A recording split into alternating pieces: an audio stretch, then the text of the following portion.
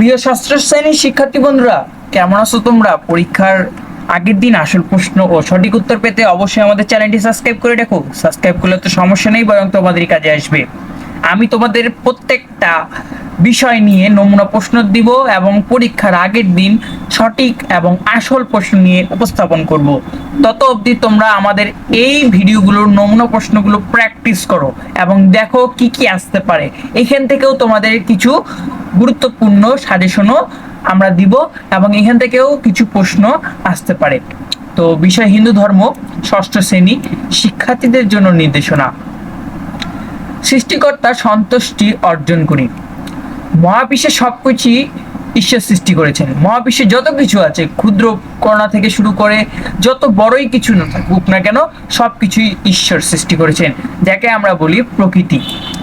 আচ্ছা, আমরা এই প্রকৃতির একটি ক্ষুদ্র অংশ মাত্র। যতগুলো প্রকৃতির মধ্যে যতগুলো সৃষ্টি করেছেন ঈশ্বর, সেগুলোর মধ্যে ক্ষুদ্র মাত্র অংশ আমরা। আবার ঈশ্বরের সৃষ্ট বস্তুর সাহায্যে মানুষ নানা জিনিসপত্র তৈরি করেছে। প্রাকৃতিক পরিবেশের কিছু আলোকে আবার কিছু মানুষ নানান জিনিসও তৈরি করেছে। আমরা মানুষের তৈরি উৎপাদন বলি, যেটি আমরা বলবো সামাজিক উপাদান। ঈশ্বর তার সৃষ্টিকে ভালোবাসেন, আর ঈশ্বরের কোনো সৃষ্টি যদি ঈশ্বরকে ভালোবাসে, তাহলে সেও ঈশ্বরের অন্যান্য সৃষ্টিকে ভালোবাসবে, তাদের প্রতি দায়িত্ব পালন করবে। বন্ধুরা, আমরা উদ্দীপকটি পড়ে নিলাম। মহাবিশ্বে এই সকল উৎপাদনগুলোর মধ্যে ঈশ্বরের সৃষ্ট এবং মানুষের সৃষ্ট উপাদানগুলো, অর্থাৎ প্রাকৃতিক উপাদান এবং সামাজিক উপাদানগুলো ছক একের মাধ্যমে শনাক্ত করে লিখো। তোমাদের নমুনা ছক এখানে বলছে যে মহাবিশ্বে যতগুলো ঈশ্বর সৃষ্টি করেছেন এবং মানুষ সৃষ্টি করেছেন, সেগুলো শনাক্ত করতে বলা রয়েছে।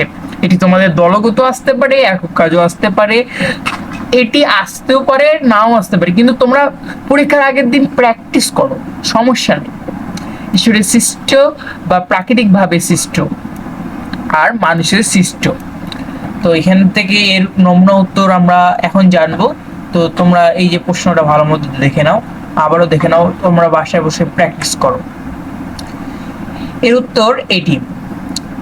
তো প্রাণী, মাটি, পানি, বায়ু, পাহাড় পর্বত, নদ নদী, জীবজন্তু, সাগর মহাসাগর, গাছপালা।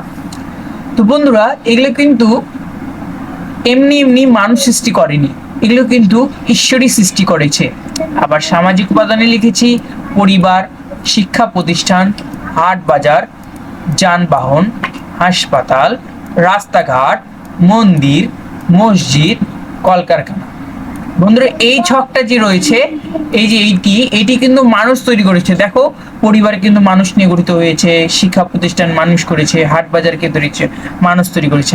আর এই ছকটিতে আমি ঈশ্বরের সৃষ্টি নিয়ে অর্থাৎ যেটিকে আমরা বলছি প্রাকৃতিক উপাদান, সেটি নিয়ে লিখেছি। তো বন্ধুরা, তোমরা এটির উত্তরপত্র জানতে পারলে এবং আমি তোমাদের সামনে একটি নমুনা ছোট্ট একটি প্রশ্ন নিয়ে হাজির হয়েছি। এরপরে তোমাদেরকে আরো নমুনা 2 নিয়ে চলে আসব। আর যারা তোমরা নমুনা 2 দেখতে চাও, অবশ্যই কমেন্ট করে জানাও। আমি কমেন্টের সাহায্যে আমি তোমাদের ভিডিওগুলো বানাবো। এবং যারা আমাদের এই চ্যানেলটিতে নতুন ভিজিট হয়ে আছো, অবশ্যই সাবস্ক্রাইব করে যাবে। তো আজকে এ পর্যন্তই। অন্য কোনো লেসন নিয়ে পরে দেখা হবে। সবাইকে ধন্যবাদ।